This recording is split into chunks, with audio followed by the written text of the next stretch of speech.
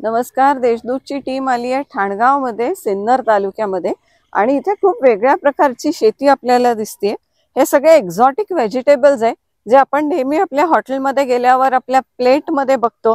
आपण ऑर्डर करतो exotic vegetables platter असं म्हणून, किंवा आपण वेगवेगळ्या रेसिपीज मध्ये म्हणतो की यूज सेलरी, यूज थाईम. तर हे नेमकं काय आहे आणि याची शेती कशी होतीये हे आपल्याला इथे बघायला मिळत आहे. दादा नमस्कार. नमस्कार. तुमचं नाव सांगा आणि हे आम्ही ठाणगाव मध्ये कुठेशी आहोत? संजय तुकाराम कांगणे हा माझं नाव आहे. हा, आणि ठाणगावच आहे. ठाणगावच आहे. बरोबर. तर आता हे तुम्ही किती एकर मध्ये हे सगळं एक्झॉटिक लावलं? माझं आता नाही काही तर स्वतःच 3-3.5 एकर मध्ये आहे. कधीपासून करता एक्झॉटिकची शेती? 4 ते 5 वर्षापासून करतो. काय विचार झाला? आधी काय घेत होते इथे? आधी मी आपलं इंडियन मालच घेत होतो बस. समजा तांबाटे असेल, कोबी असेल, काय हायब्रिड आपलं बस साधं. हा, पण मग तेव्हापासून हे बदललं तुम्ही? हे बदललं, हेच पूर्ण शेड्यूल माझं हेच आहे. बरं, मग आता काय काय लावलंय आम्हाला सांगा बरं जरा. आता इथं पासली आहे, थाईम आहे, केल आहे, आईसबर आहे, लेटस ग्रीन आहे, लेटस रेड आहे, सेलरी आहे, रोमन आहे, पॉपचा आहे.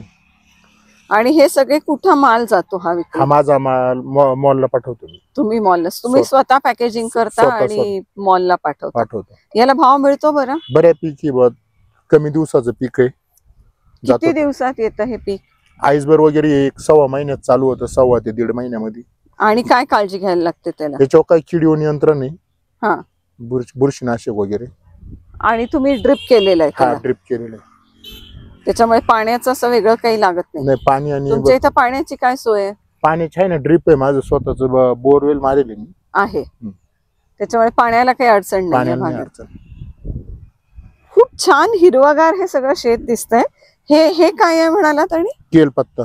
केळपत्ता. आणि हे कसं वापरतायत हे तुम्हाला नाही माहित नाही, पण हे विकलं जातं. आता हा केळपत्ता आहे, केळासारखं छोटस झाड आहे, पण खूप सुंदरसं झाड आहे. आणि हे पण एक्झॉटिक व्हरायटी मध्येच येत आहे. शेजारी असलेलं हे आईसबर्ग आहे की जे आपण सॅलेड्स मध्ये वापरतो. तिकडे थाईम आहे जे तुम्हाला थाई व्हेजिटेबल्स मध्ये, रेसिपीज मध्ये वापरताना आढळतात. आणि हे सेलरी आहे, पार्सली आहे.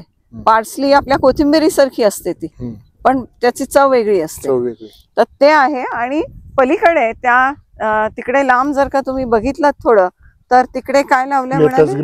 लेटस ग्रीन आणि लेट्यूस रेड आहे. असे वेगवेगळे प्रकारचे त्यांनी लावलेले आहेत. आता हे तुम्ही म्हणालात की 1.25 महिन्यात येतं.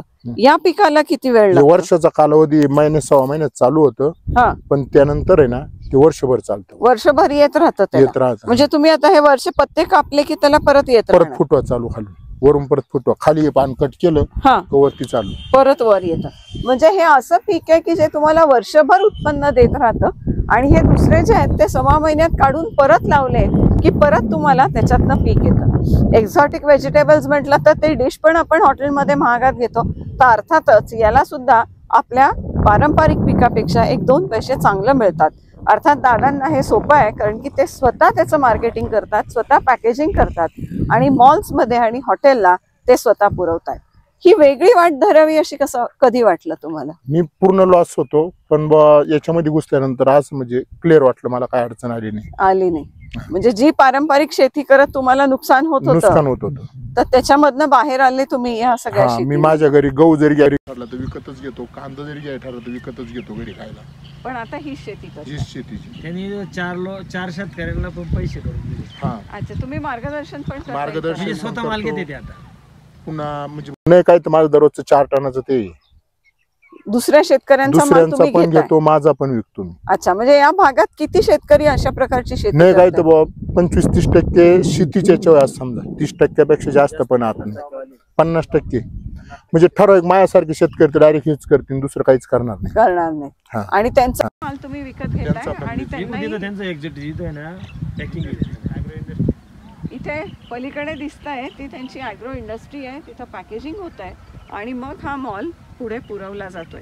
त्यांनी स्वतःच या क्षेत्रात उतरले नाही आहेत, तर इतर शेतकऱ्यांनाही ते मदत करतायत. याचं तुम्हाला बीज किंवा रोप हे असं कुठे मिळतं? नर्सरीत भेटतं किंवा आम्ही पुण्यावरून मागवतो. इथं पण गावामध्ये पण बियाणं इथे पण मिळतं, ऑनलाईन पण मिळतंय. तर हे असं सगळं याचा तुम्ही काय अभ्यास केला आधी? कसं लावायचं? अभ्यास नाही, काहीच नाही. तुम्ही ट्रायल अँड एरर शिकत डायरेक्ट तुमचं हे सुरू झालेलं आहे. पण आता तुम्ही इतरांना याचं मार्गदर्शन मार्गदर्शन करतो. जेव्हा शेतकरी थोडीशी हिंमत करतो आणि प्रयोग करतो तर त्या प्रयोगातनं निश्चितच त्याला काहीतरी चांगलं यश मिळतं. हे प्रायोगिक शेतीचंच फळ आहे की जी आज एवढी मोठी शेती ही एक्झॉटिकची तुम्हाला दिसते.